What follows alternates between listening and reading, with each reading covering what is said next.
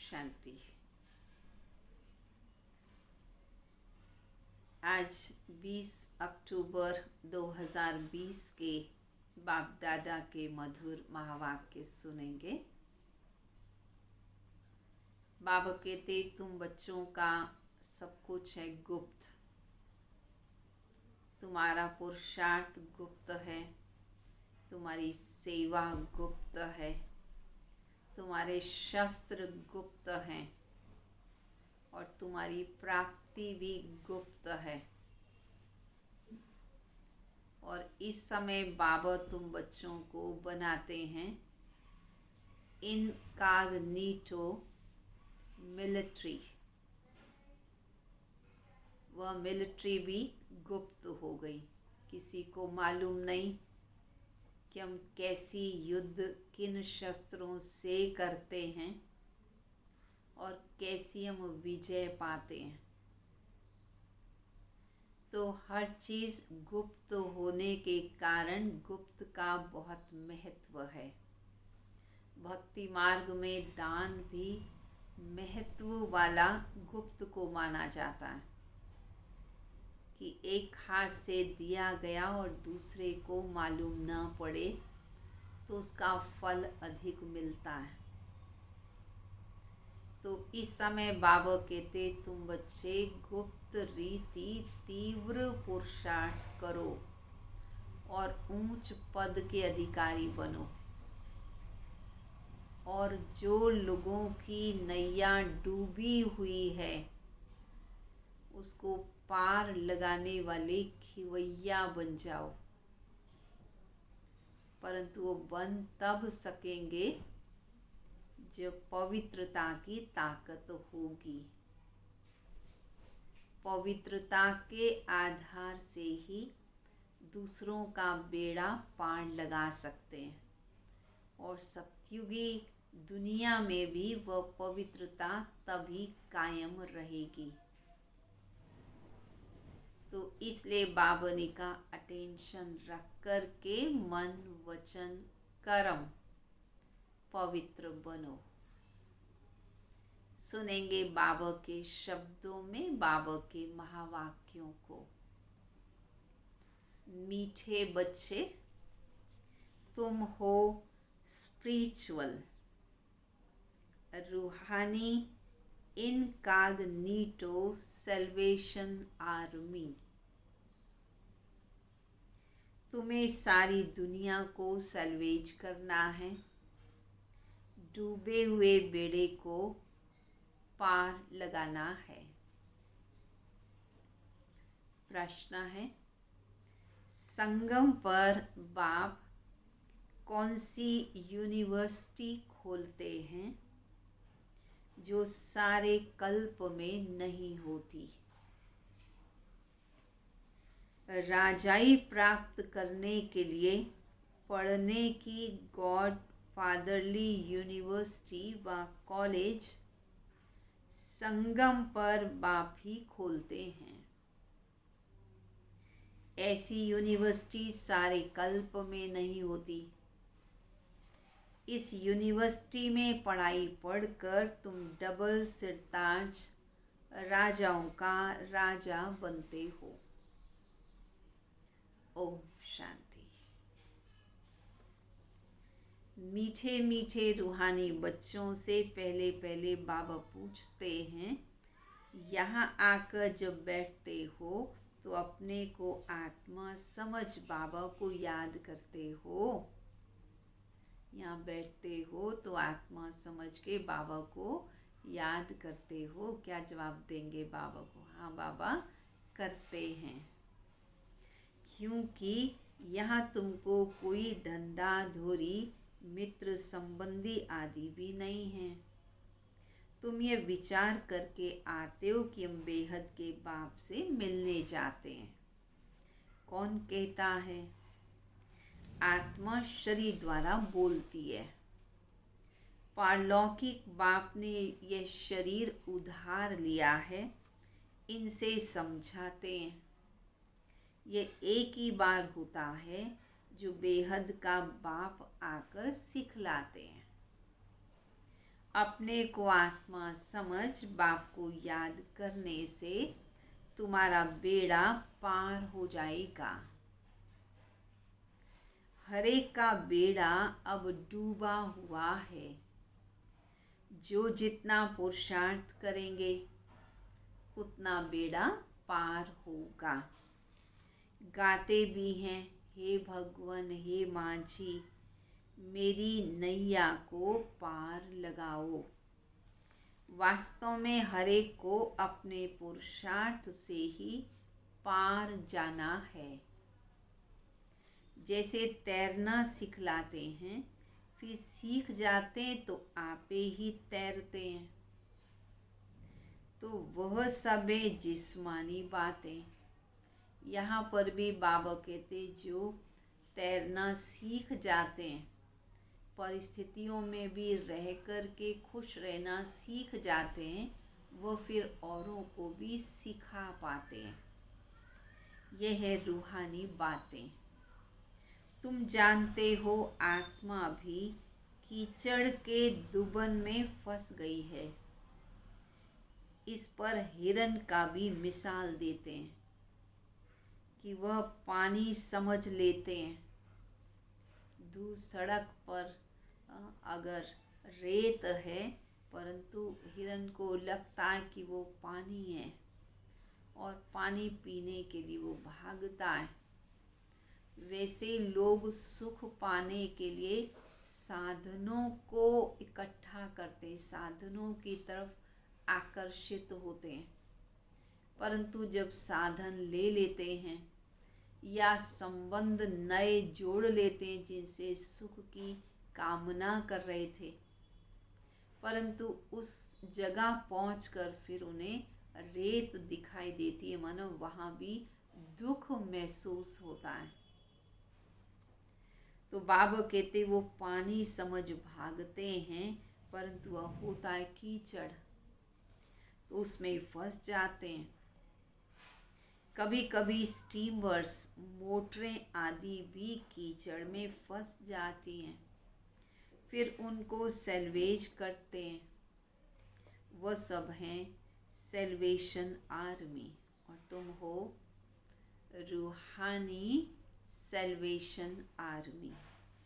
तुम जानते हो सब माया के दुबन में अर्थात दलदल में बहुत फंसे हुए हैं। इनको माया की दलदल कहेंगे। बाप आकर समझाते हैं इनसे तुम कैसे निकल सकते हो। वह सेल्वेज करते हैं तो उसमें मदद चाहिए आदमी को, आदमी की। दलदल में जब व्यक्ति फंस जाता है तो दूसरा व्यक्ति हेल्प के लिए चाहिए। यहाँ तो फिर आत्मा जाकर के वो दलदल में फंसी है, तो यहाँ मदद फिर किसकी काम में आएगी? केवल और केवल परमात्मा की। बाप रास्ता बताते हैं इनसे तुम कैसे निकल सकते हो, फिर दूसरों को भी रास्ता बता सकते हो। अपने को और दूसरों को रास्ता बताना है कि तुम्हारी नैया इस विषय सागर से क्षीर सागर में कैसे जाए। सत्युग को कहते हैं क्षीर सागर अर्थात सुख का सागर, और यह है दुख का सागर। रावण दुख के सागर में डुबोते हैं, बाप आकर सुख के सागर में ले जाते हैं। तुमको रूहानी सेल्वेशन आर्मी कहा जाता है। तुम श्रीमत पर सबको रास्ता बताते हो, हर एक को समझाते हो कि तुम्हारे दो बाप हैं, एक हद का दूसरा बेहद का। लौकिक बाप के होते भी सब पारलौकिक बाप को याद करते हैं, परंतु उनको जानते बिल्कुल भी नहीं हैं। बाबा कोई ग्लानि नहीं करते हैं, परंतु ड्रामा का राज बाबा समझाते हैं कि लौकिक पिता के होते भी पारलौकिक को याद करना सिद्ध करता है कि लौकिक से बड़ा वो पारलौकिक हैं। ये भी समझाने के लिए ही कहते हैं कि इस समय सभी मनुष्य मात्र 5 विकारों रूपी दलदल में फंसे हुए आसुरी संप्रदाय हैं। देवी संप्रदाय को आसुरी संप्रदाय जाकर नमन करते हैं, क्योंकि वह संपूर्ण निर्विकारी हैं। देवी संप्रदाय संपूर्ण निर्विकारी हैं। सन्यासियों को नमन करते, क्योंकि वह भी घर बार छोड़कर बाहर जाते और पवित्र बनते हैं। इन सन्यासियों और देवताओं में रात दिन का फर्क है। भले दोनों पवित्र हैं, परंतु दोनों में बहुत अंतर है। क्या मुख्य अंतर है कि देवताएं तो योग बल से उत्पन्न होते हैं, तो उनका शरीर भी पवित्र और आत्मा भी पवित्र होती है, संपूर्ण पवित्र होते हैं, दैवी गुणों से संपन्न होते हैं। और सन्यासी महात्मा कोई योग बल से उत्पन्न नहीं होते, पवित्रता से उत्पन्न नहीं होते हैं, वह तो विकारों से उत्पन्न होते हैं। और बाद में जब घर गृहस्थी में रहते किन्हीं कारणों से वैराग्य आता है, तो घर बार छोड़ के चले जाते हैं और तब वो पवित्र बनते हैं। अर्थात अपवित्रता का या विकारों का उनको अनुभव होता है और बाद में वो पवित्र बनते हैं। तो बाबा कहते उनमें और देवताओं में और महात्माओं या सन्यासियों की पवित्रता में बहुत अंतर होता है। देवताओं का तो जन्म भी योग बल से होता है। इन बातों को कोई जानते नहीं। सब कहते ईश्वर की गति मति न्यारी, ईश्वर का अंत नहीं पा सकते। सिर्फ ईश्वर या भगवान कहने से इतना लव नहीं आता है। सबसे अच्छा अक्षर है बाबा, तो बाबा कहने से तो वर्षे की खुशबू आती है। मनुष्य बेहद के बाप को नहीं जानते, तो जैसे कि अनाथ बन गए, ऑर्फन बन गए। मैगजीन में भी निकाला है, मनुष्य क्या कहते हैं और भगवान क्या कहते हैं। बाप कोई गाली नहीं देते हैं, बच्चों को समझाते हैं, क्योंकि बाप तो सबको जानते हैं ना। समझाने के लिए कहते हैं इनमें आसुरी अवगुण हैं, जो आपस में लड़ते झगड़ते रहते हैं। यहाँ तो बाबा कहते बच्चे लड़ने की कोई दरकार नहीं है। ये है ही कौरव अर्थात आसुरी संप्रदाय, और यहाँ तुम ब्राह्मण बनते हो देवी संप्रदाय। तो बाबा समझाते मनुष्य किसी दूसरे मनुष्य को मुक्ति या जीवन मुक्ति व राजयोग सिखला नहीं सकता। इस समय बाप ही तुम आत्माओं को सिखला रहे हैं। देह अभिमान देही अभिमानी में फर्क तो बहुत है। बाबा तो तुम बच्चों को देही अभिमानी बना रहे हैं। देह अभिमान में तुम गिरते आए हो। बाप एक ही बार आकर तुमको देही अभिमानी बनाते हैं। ऐसे नहीं तुम सतयुग में देह से संबंध नहीं रखोगे। वहाँ ये ज्ञान नहीं रहता कि मैं आत्मा परम पिता परमात्मा की संतान हूँ। ये ज्ञान अभी ही तुमको मिलता है, जो बाद में फिर प्रायलोप हो जाता है। तुम ही श्रीमत पर चल प्रारब्ध पाते हो। बाप आते हैं राजयोग सिखलाने। ऐसी पढ़ाई और कहीं तो होती ही नहीं। डबल सिरताज राजाएं सतयुग में होते हैं, फिर सिंगल ताज वाले राजाओं की राजाई भी होती है। अभी वह राजाई नहीं रही। अब तो सिंगल ताज वाले भी नहीं रहे, डबल ताज वाले भी नहीं रहे। अब तो हो गया प्रजा का प्रजा पर राज्य। तो बाबा समझाते, तुम बच्चे अभी डबल सिरताज बनने के लिए ये पढ़ाई पढ़ते हो जो भगवान तुम्हें पढ़ाते हैं। इसको गॉड फादरली यूनिवर्सिटी कहा जाता है। तुम्हारा नाम भी लिखा हुआ है। वो लोग भले नाम लिखते हैं, रखते गीता पाठशाला, परंतु पढ़ाता कौन है वो उनको मालूम नहीं है। और वो क्या समझते, श्री कृष्ण भगवानोवाच्य। अब श्री कृष्ण तो पढ़ा नहीं सकते। श्री कृष्ण को सतयुग में कोई राजयोग सिखाने की ज़रूरत ही नहीं होती है। कृष्ण तो खुद पाठशाला में पढ़ने जाते हैं। प्रिंस प्रिंसेस तो वहाँ स्कूल में जाते हैं, वहाँ की भाषा ही दूसरी है। तो राज विद्या, भाषा विद्या, कार्य विद्या वो तो सतयुग में भी सीखते हैं। ऐसे भी नहीं संस्कृत में गीता गाई है, यहाँ तो अनेक भाषाएं, जो जैसा राजा होता अपनी भाषा चलाता है। संस्कृत भाषा कोई राजाओं की नहीं है। बाबा कोई संस्कृत नहीं सिखलाते, बाप तो राजयोग सिखलाते हैं सतयुग के लिए। बाबा कहते, बच्चे काम महाशत्रु है, इस पर जीत पाओ। प्रतिज्ञा कराते हैं। यहाँ जो भी आते हैं उनसे प्रतिज्ञा कराई जाती है। काम पर जीत पाने से तुम जगत जीत बनोगे। यह है मुख्य विकार।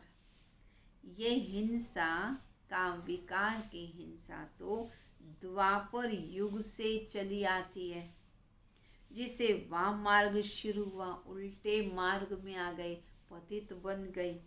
देवताएं कैसे वाम मार्ग में जाते, उनका भी यादगार मंदिर है। वहाँ बहुत छी चित्र बनाए हैं। बाकी वाम मार्ग में कब गए उसकी तिथि तारीख तो नहीं है। तो सिद्ध होता काम चिता पर बैठने से काले बनते हैं। तो जो सतयुग और त्रेता युग के देवता थे वही पुनर्जन्म के चक्र में आते, उनकी बैटरी डाउन हो गई, तब वो पतित बन गए। तब काम विकार उनके अंदर आ गया और फिर धीरे धीरे और अधिक गिरावट होती गई। उसका मंदिर उड़ीसा में जगन्नाथ मंदिर बना हुआ है, जिसमें मूर्तियां तो देवताओं की दिखाई हैं, लेकिन बाहर में जो छोटी छोटी मूर्तियां बनाई हैं उन देवताओं के पोज विकारी दिखा दिए हैं। बाबा कहते ये भी एक निशानी दिखाई है। अंदर में देवताएं बड़े हैं, पवित्र हैं, उनके पोज भी ठीक है, परंतु बाहर जो छोटे छोटे बनाए वो इस बात का प्रमाण दे रहे हैं कि देवताओं में ही गिरावट आई। और फिर वही जब कलयुग के अंत में पहुंचते हैं तो उनको ही परमात्मा आकर के सत्य ज्ञान देकर फिर से देवता बनाते हैं। तो बाबा कहते, तुम ही काले से गोरे बनते हो। काम चिता पर चढ़ने से आयरन एजेड बन जाते। अभी तो 5 तत्व भी तमो प्रधान है, इसलिए शरीर भी ऐसे तमो प्रधान बनते हैं। जन्म से ही कोई कैसे हो पड़ते हैं।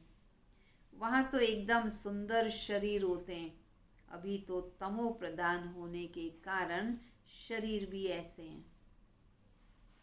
मनुष्य ईश्वर प्रभु आदि भिन्न भिन्न नामों से भगवान को याद करते हैं, परंतु उन विचारों को पता ही नहीं है।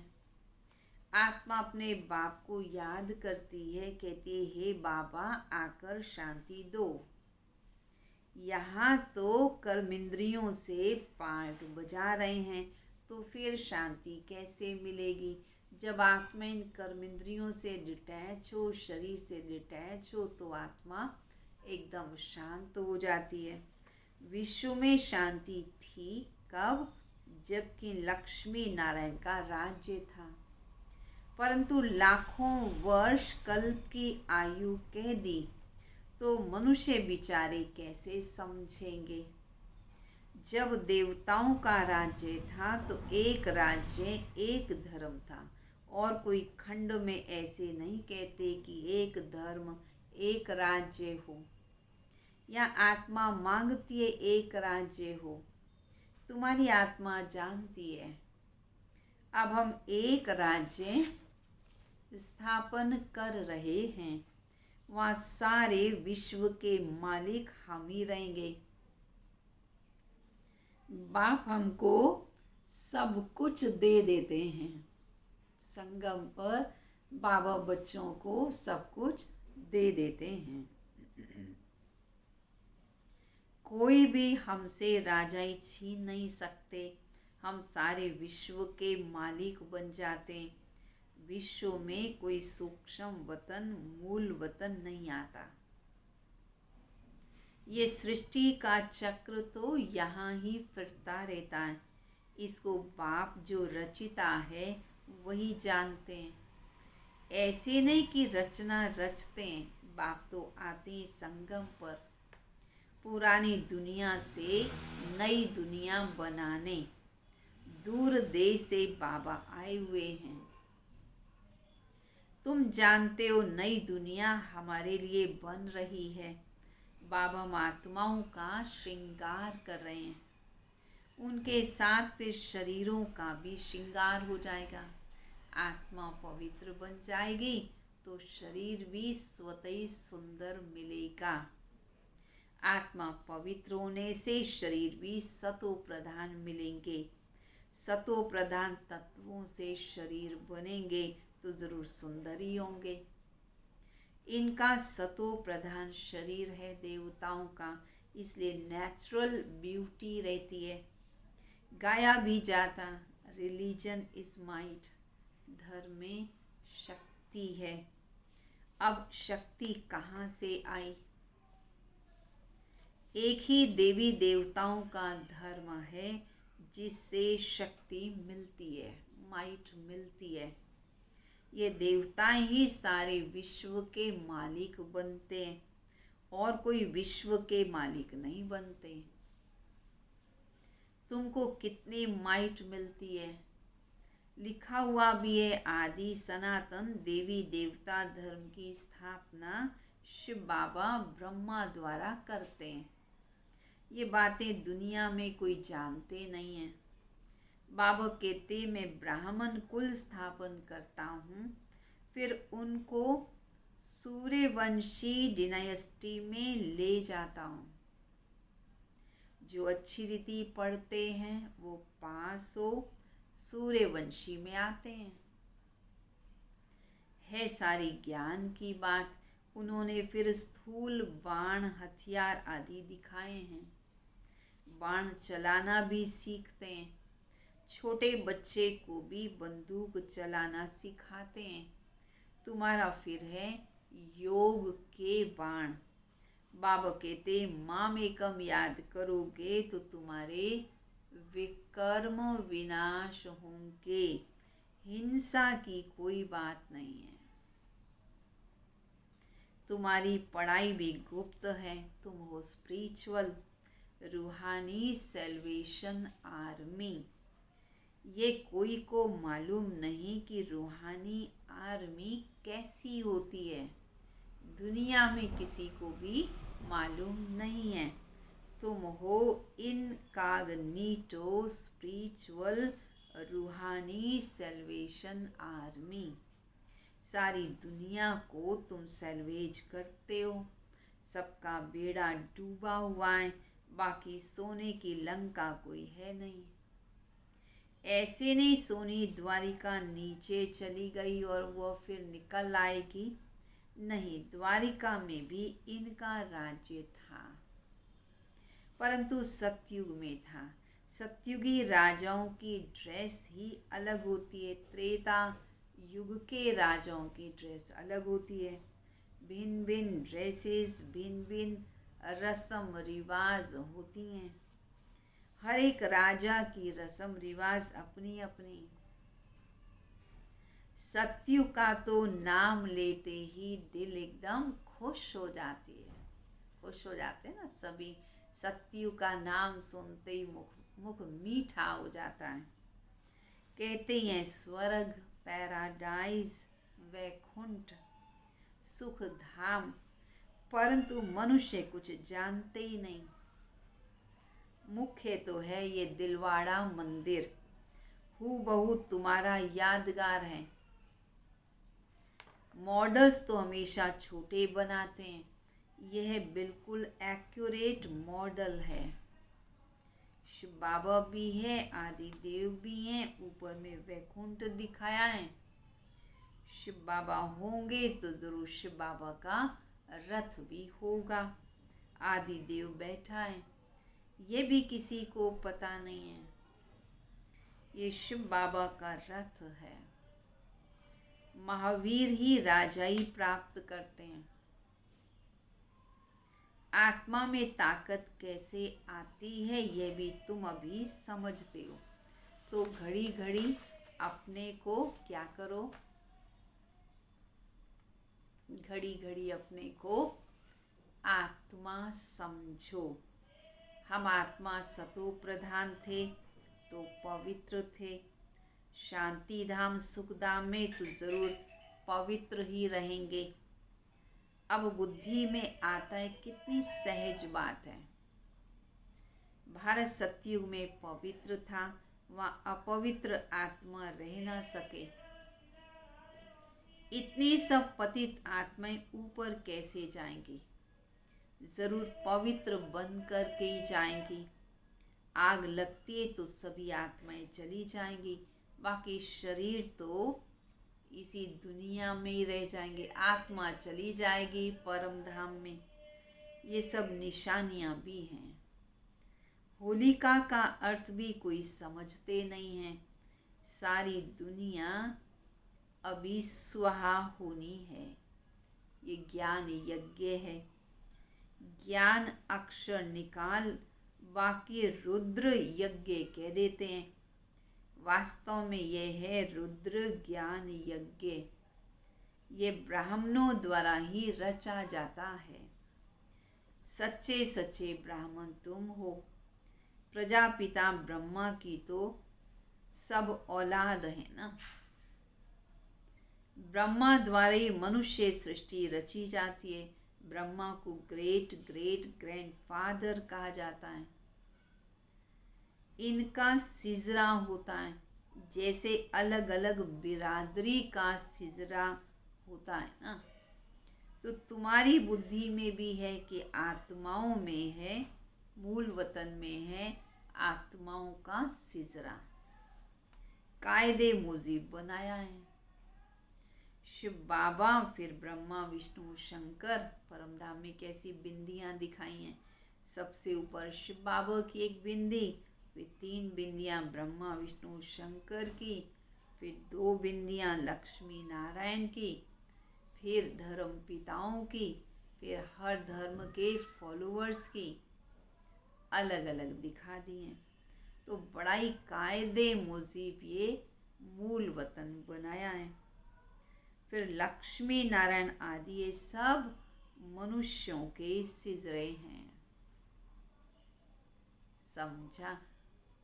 अच्छा, मीठे मीठे सिक्किलदे बच्चों प्रति माता पिता बाप दादा का याद प्यार और गुड मॉर्निंग। रूहानी बाप की रूहानी बच्चों को नमस्ते। रूहानी बच्चों की रूहानी बाप दादा को नमस्ते नमस्ते नमस्ते। धारणा के लिए मुख्य सार। रूहानी सेल्वेशन आर्मी बन स्वयं को और सर्व को सही रास्ता बताना है। सारी दुनिया को विषय सागर से सेल्वेज करने के लिए बाप का पूरा पूरा मददगार बनना है। दूसरा, ज्ञान योग से पवित्र बन आत्मा का श्रृंगार करना है, शरीरों का नहीं।